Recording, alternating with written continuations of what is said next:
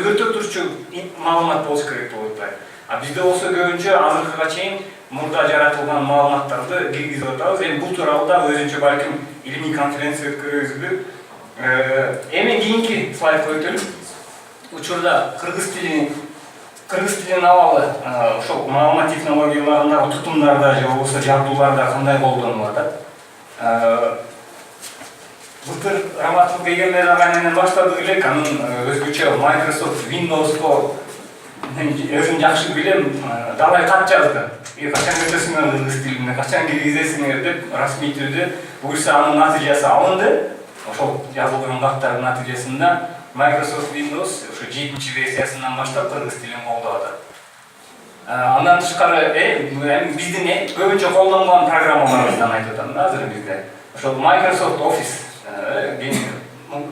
жогорку окуу жайларында болобу, мамлекеттик мекемелерде болобу, иш жүгүртүүдө колдонулган эң негизги программалардан бири Office дагы 2010 жылкы версиясынан баштап кыргыз тилин колдоп баштады. Google азыркы учурда маалымат технологияларынын эң алдыңкы компаниялардан бири. Google'да азыр издөөнү кыргыз тилинде аткарсаңыз да болот. Андан тышкары Google которуу кызматында кыргызчага өттү, ал тууралуу кийинчерээк дагы маалымат берем. YouTube учурда эң көп колдонуучусу болгон веб кызматтарынан бири. Бул дагы азыркы учурда мисалы кыргызчалаштырсак, кыргызча видео жүктөп, ошо менюлары кыргызча, кадимкидей кыргыз тилине ылайыкташтырылды. Бул дагы жакшы көрүнүш.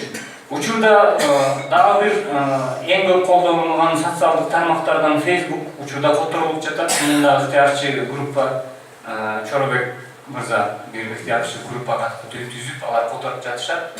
Аны белгилеп кетишим керек. Чоробек мырзанын чын эле маалымат технологияларына салымы чоң. Аны биз ага дагы бул жерден бир алкыш. Android системасы дейбиз, азыркы учурда мисалы баарыбыздын чөнтөгүбүздө болсо керек, акылдуу телефон дейбиз.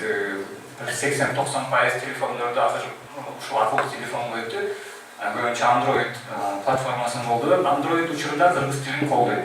Бирок бизге мындай кичинекей бир маселе болуп атат. Көбүнчө Кыргызстанга келген телефондор Дубай аркылуу келип атат да. Булар негизинен Америкага же Европага жасалган телефондор болгон үчүн ичинде тутуму даяр келет да, кыргызча жок. Ошондо бир балким мамлекеттик деңгээлде ошол маселесин көтөрүп, ал жактан келатса дагы кыргыз тилин киргизели. Өзүнчө Samsung компаниясы өзгөчө мисалы, Samsung компаниясы Кыргызстан же болбосо ошол Евразия өлкөлөрү үчүн атайын чыгарылган телефондорунда кыргыз тили бар. Мен аны ошол өзгөчө башка телефондордон издеп көрдүм. Мисалы, менин атайын телефонум Кыргызстан үчүн, ошо Орто Азия үчүн чыгарылган телефон, кыргыз тили бар, колдойт. Котормолор туура эмес, башка маселе, бирок бар, жакшы көрүнүш. Колдоолгон программалар, эң көп колдонулгандардан айтып кетелик. iOS дегенибиз бул Apple компаниясынын платформасы. iOS негедир кыргыз тилине азыркыга чейин көп маани берген жок. Эң колдонуучулары да өзүнүн белгилүү колдонуучулар болгондо. Unix Linux деген бир оперативдик системабыз бар. Бул Microsoft Windows сыяктуу көбүнчө программисттердин колдонгон платформасы. Бул да кыргызчага өтө элек. Twitter кыргызчага өтө элек, бирок Кыргызстанда анчалык көп колдонулбайт. Instagram өзгөчө жаштардын арасында азыр көп колдонулат, бирок кыргызчасы жок. Ошол мисалы Instagram тууралуу өзүнчө дагы бир